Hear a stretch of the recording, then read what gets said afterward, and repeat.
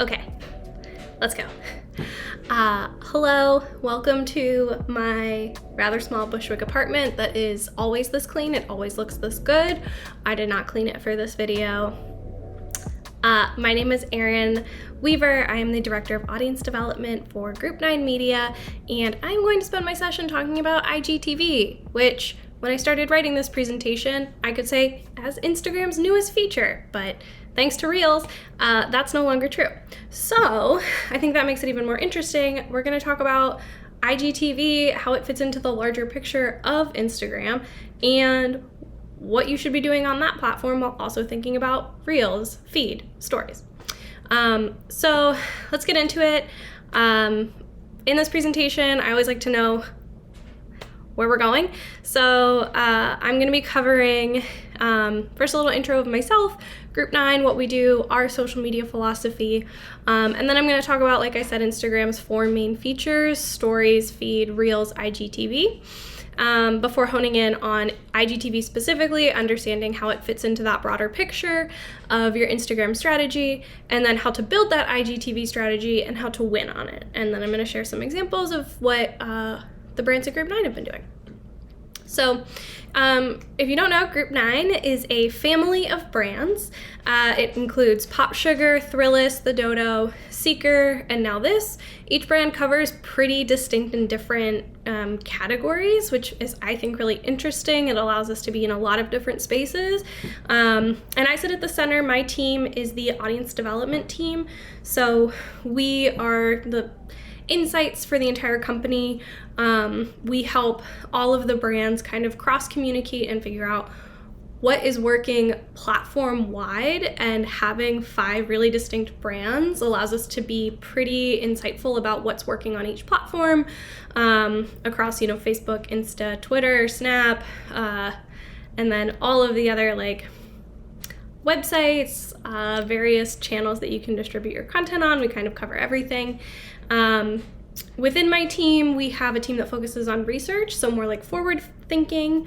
We have a insights team that supports sales, and then we have my team, which supports editorial and the video team and the content and the creative teams. So I spend a lot of my time digging through the data, pulling creative and content insights, relaying that to the different brands, figuring out what's working for one brand and if we can make it work for another brand, and just generally trying to raise the floor, which I'm going to talk about later.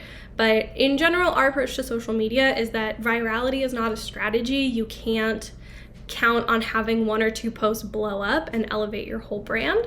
So what we really focus on is making sure that our lowest performing content each month, we get a little bit better. So each month our lowest performers are performing a little bit better, and in that way we're able to elevate all of the content.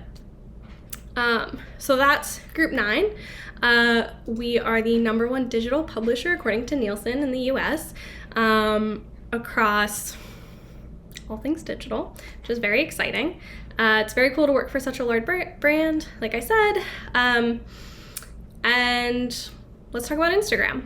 So I really thought it was important to kind of talk about IGTV and its position within the larger platform, right? So you have, I have 4 examples here, and they're all from the same brand. It's all from our Now This news brand.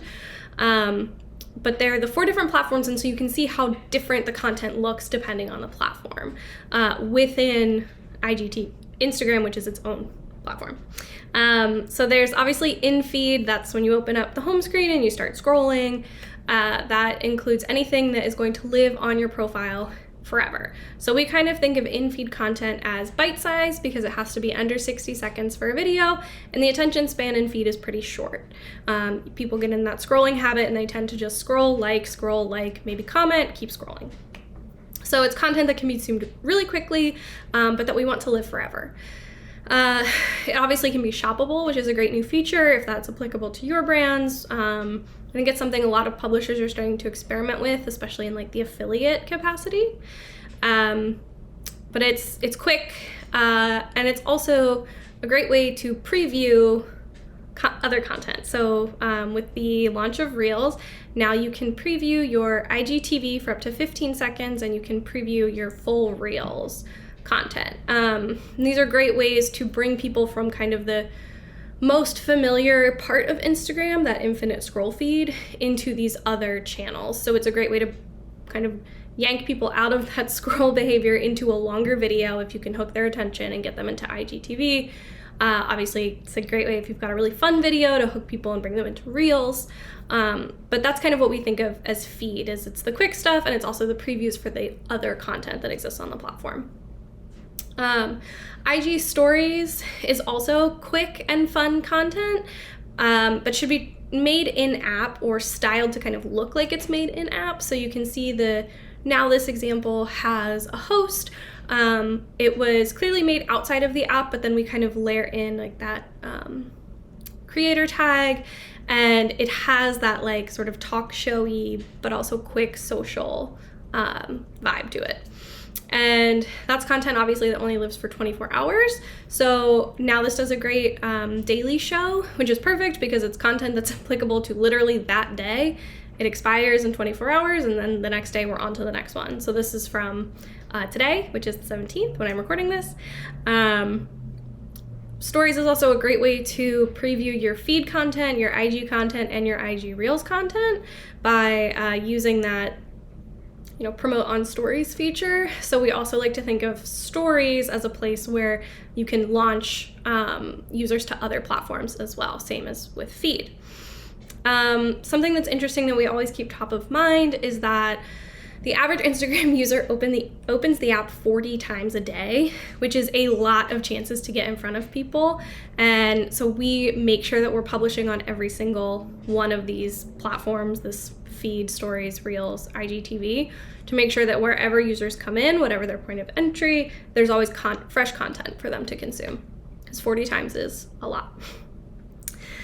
Reels, Instagram's newest feature, is, I think, it's still so early, it's really hard to say how it fits into our larger strategy, but for now, we're thinking about it as like really fun content and almost like stories that we want to live forever. So for now this is keeping it really fun and light. They've got like a cute little dog video. A lot of their content can be very heavy. It's news, it's not always very cheerful. So Reels is a place to kind of be a little more lighthearted. And I think that is going to continue to evolve as Reels continues to evolve. But for now, we kind of think of it like stories that should live forever. And then there's IGTV. And so where we kind of see IGTV fitting into the larger Instagram landscape is it's our most premium content.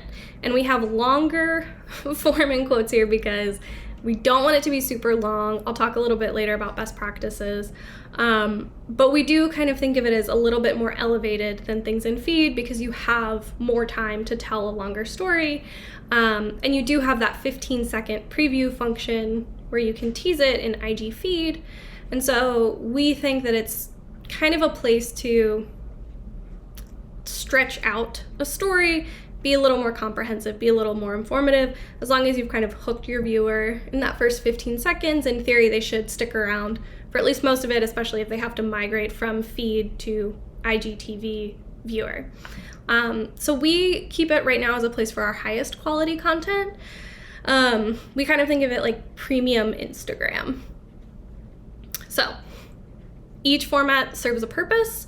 Depends on what your goals are. It depends on the kind of content you have to know where you want to slot it in.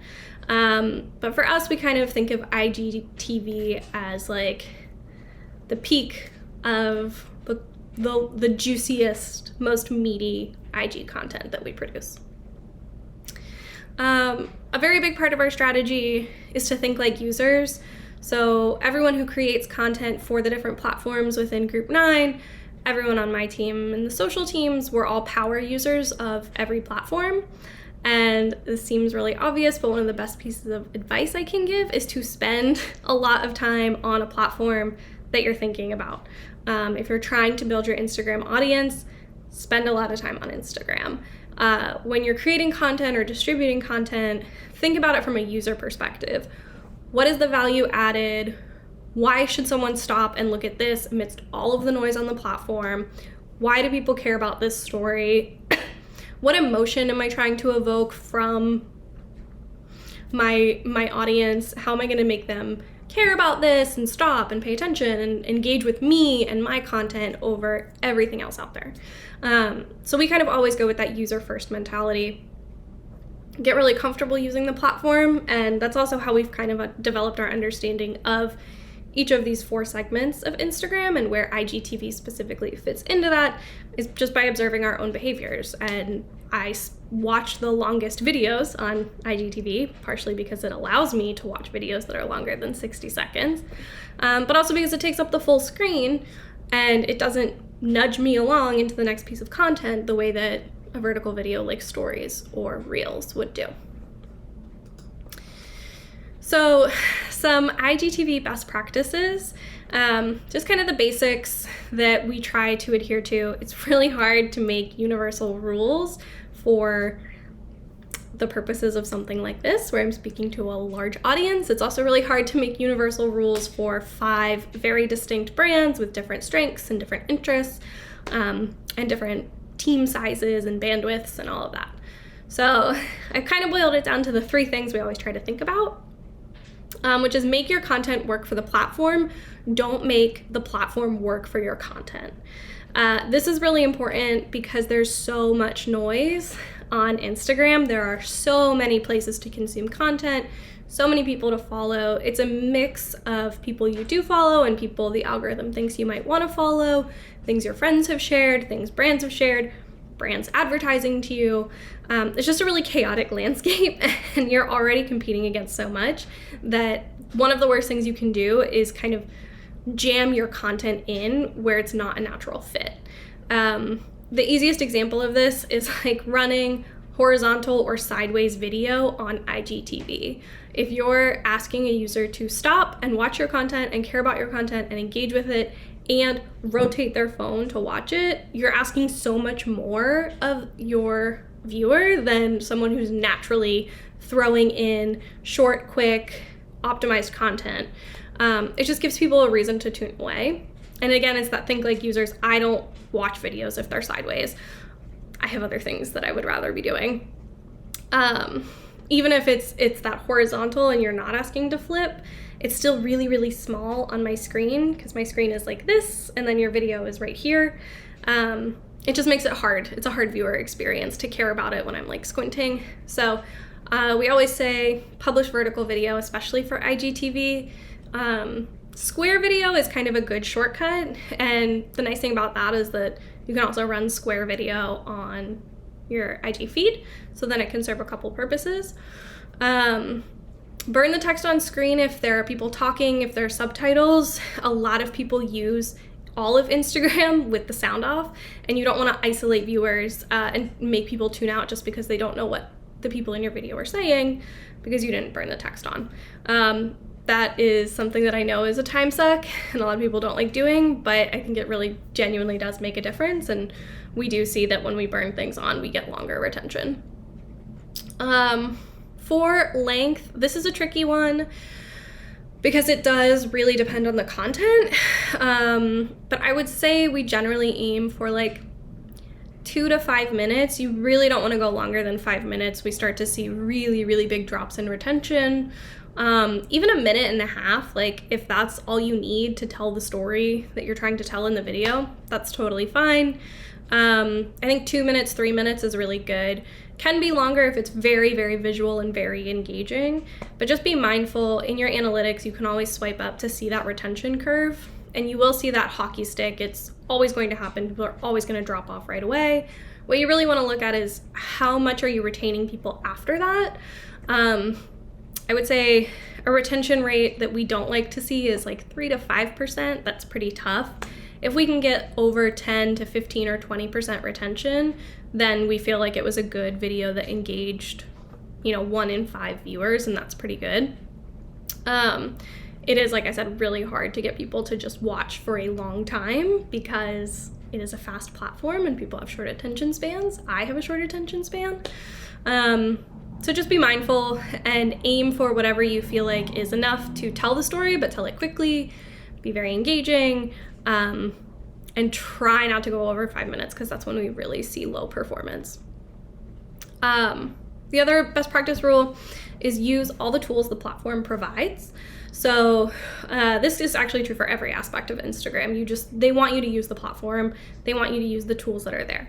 So use your in-feed preview tool. It will get you more views. We always see more views when we use the in-feed preview. Promote new posts, new IGTV uploads by sharing it to your stories. That function also exists for a reason. Instagram wants you to use it. It's a great way to bring people from stories, which is definitely a much more trafficked part of the platform than the IGTV carousel viewer. So it's a great way to move people from stories, which sees a lot more eyeballs, into IGTV, and also get people who are genuinely interested because they're choosing to opt into watching that video. It's a lot better than like scrolling through feed and it just pops in front of people and you have to hope that they might be interested. If you tease it in IG stories and tell people like, hey, we have a new IGTV video and it's about XYZ, and they click on it, they are clearly very interested in that topic enough that they're going to leave the IG stories viewer. So it's a great way to drive really, really engaged viewers. And then speaking of engaged viewers, the third best practice is to engage your community. We find community management is so valuable, especially on Instagram. The platform really rewards having conversation. Comments are a much more meaningful form of engagement than a simple like. It also kind of forces people to watch the content a little bit longer so that they can talk about it and have something to say. So it's great to engage, especially in the first 6 hours after hitting publish. So if you do like an afternoon, just making sure someone's in there in the comments, responding to people, engaging in conversation. And if you respond to someone's comment and they reply to you, respond back, start a conversation. That's really where you start to get like that big engagement and big loyalty, is when users see that you're in the comments engaging on the content. So especially with IGTV, because it's not something you need to publish every day, it is one where we like really try to push for community engagement. And then the question of how many times per day to publish comes up a lot. There's no FAQ section in this presentation, obviously. So I'm trying to remember things people have asked me historically about IGTV. In terms of a publishing cadence, we try to get our brands to aim for like 2 to 3 times a week. That's on the higher end. I think if you do it once a week, twice a week, whenever you have content that really is suited for the platform and kind of meets those criteria we talked about, that's, I think, when you start to see the best engagement. You don't want to just force it and be like publishing constantly to no engagement and to no viewers. That's not going to do you any favors. I think 1 or 2 times a week is great if you can do that. If you can only do once a month, fine. Just make sure you blast it on feed preview, stories, make sure you do community engagement and just really, really push it, because it's kind of a special thing that you're uploading. And like I said, it is that more premium content, so I think people do kind of expect that like they're not jonesing for an IGTV post every single day. It's really more of a place to showcase your best content.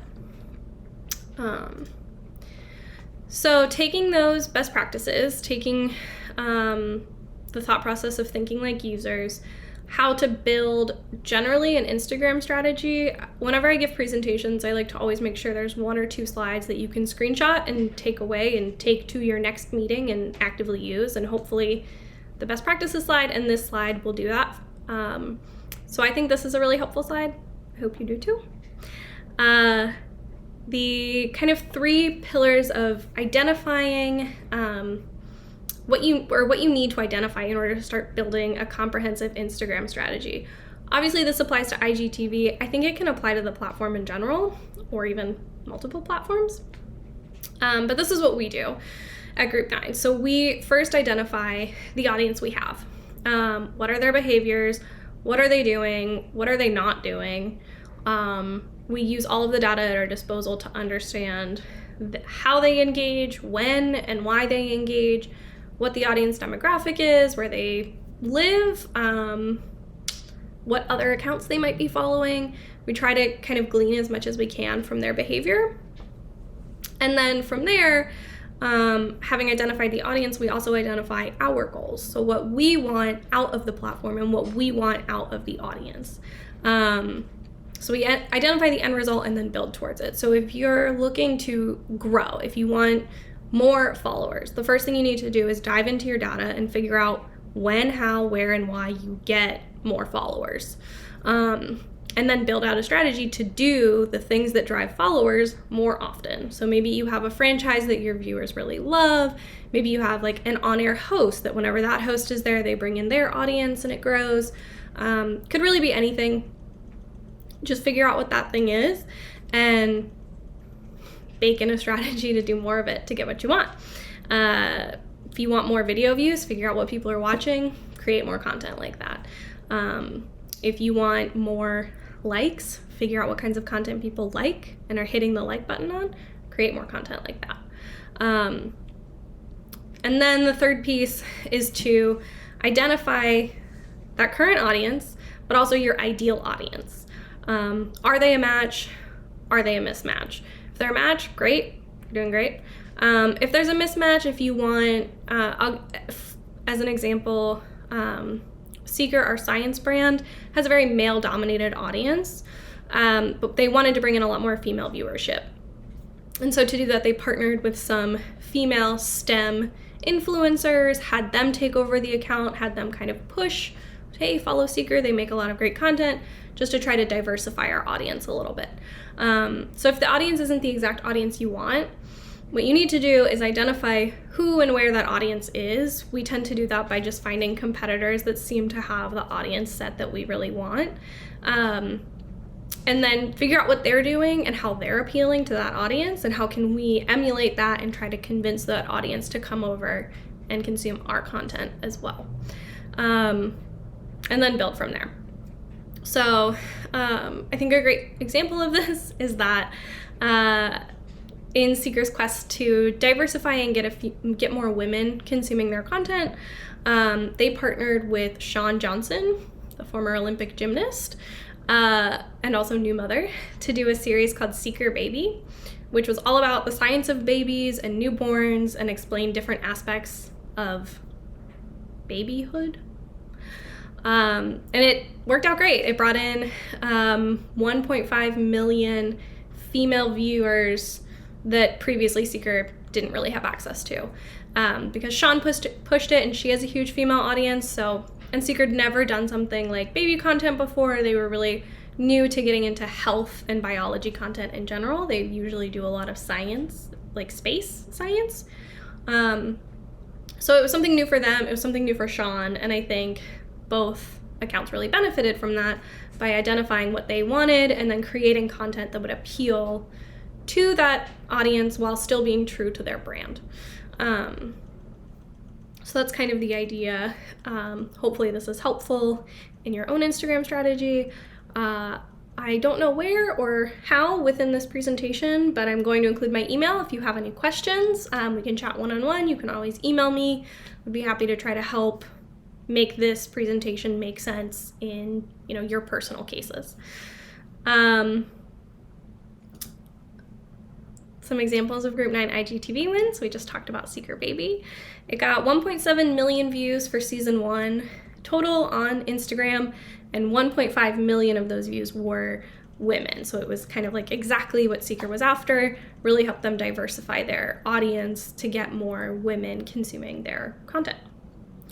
Another big IGTV win we have, it's one of my favorites to talk about, is the Dodo, which is our animal brand, has a series called You Know Me, Now Meet My Pet, that we actually built in partnership with Instagram, which is very cool.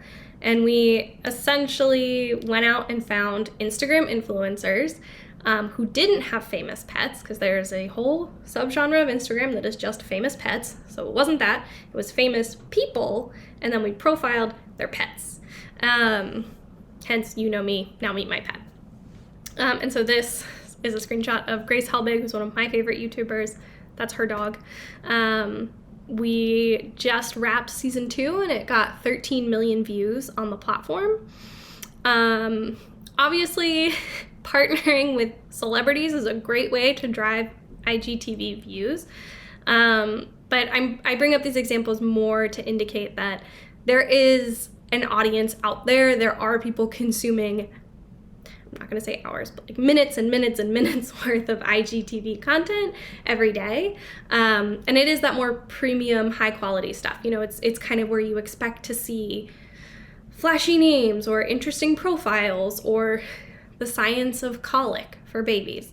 That it's a place where you can learn. It's a place to kind of showcase that higher level content that you can't squeeze into an IG story or squeeze into an IG feed post. So there is a real appetite for this content out there. I know it's kind of easy to forget about IGTV, especially with Reels folded in. But it's a place to tell stories and have your stories actually consumed, and build an audience that is passionate about those stories that you're telling. So I think it's a really valuable part of the platform. Maybe I convinced you. I have one more quick slide before I wrap this up, which is shortcuts. I love to add this in. I think that every presenter ever should tell us shortcuts, because I don't know a single person employed who has every resource at their disposal that they ever wanted.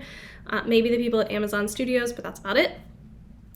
So these are some shortcuts that we do and don't use. It's just 2 examples. I already talked about the one that we don't do. We never do the rotate your phone to watch. Hate it. I see people trying to do it and I really don't think that it works. I don't think it's a good user experience for the platform. And it also, in the Discover feed, which has since changed since I pulled this screenshot because of Reels, but when your IGTVs show up in your Discover feed, it shows you kind of like a quick clip. And if you are running horizontal video, it is going to show that preview in horizontal, which is what's in the screenshot here. You can see that the oh no, and it's sideways. I already have no interest in clicking on this because it's clearly not optimized for the platform. I don't really want to watch a YouTube video on IGTV. If you recut it and you make it fit the platform, that's a different conversation. Maybe I would be interested in watching it. But this also just tells me that you don't really care about your content, that you're just kind of like throwing it up there, and you're like, whatever, watch it or don't, like we're not even gonna try. And I just think if you're not going to optimize it for the platform, maybe don't run it. Maybe it's not worth it. And again, when you're competing against so much noise and so many other things going on, like this screenshot, there's 4 other videos I could click on that are optimized for the platform, that are visually compelling, that aren't making me do any of the work. It's just really hard to get people to want to click on that. So don't give them a reason not to engage. Another shortcut, I didn't include this in the slide, but another shortcut I really advise against is, I know that there's a temptation to run an IG live and have like 30 or 40 minutes of great content, and then you just want to download it and save it because IG lives only exist for 24 hours, and then re-upload it to your IGTV so it's there forever. But we've tried this a couple of times and the retention is like 2 to 3%, and 2 to 3% off of a 45-minute video is like not nothing, but Instagram will see that it's only a 3% retention, and that sends a signal to its algorithm that people don't care about this content. They're not interested, it's not retentive, it's not worth it, and they're not going to push it, it's not going to get served to people, it's not going to land in Discover. I just don't think it's worth it. I have seen a couple of brands do kind of cut downs where they'll take maybe like a 2 minutes worth of highlights from an IG live and run that in IGTV. And I can see that doing really well because it has higher retention.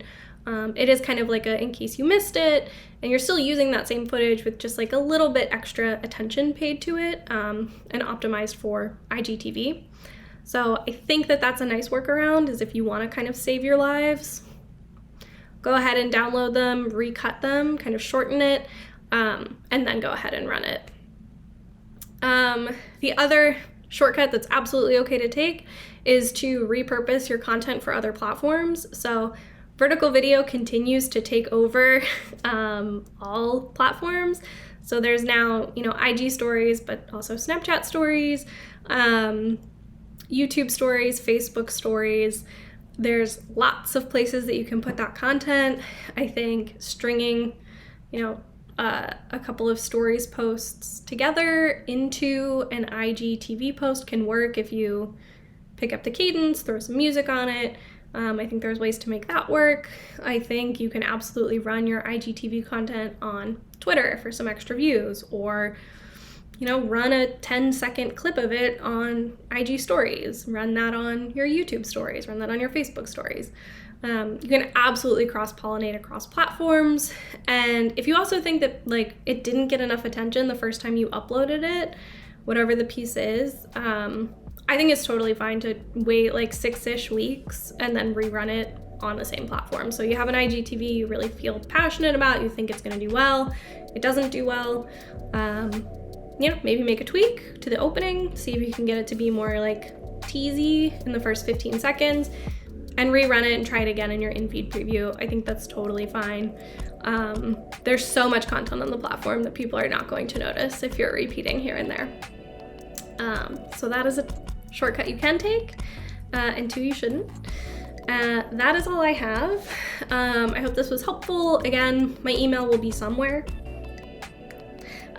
So please email me if you have any specific questions. I'd be happy to talk more about this. Thank you so much for your time. Happy IGTVing.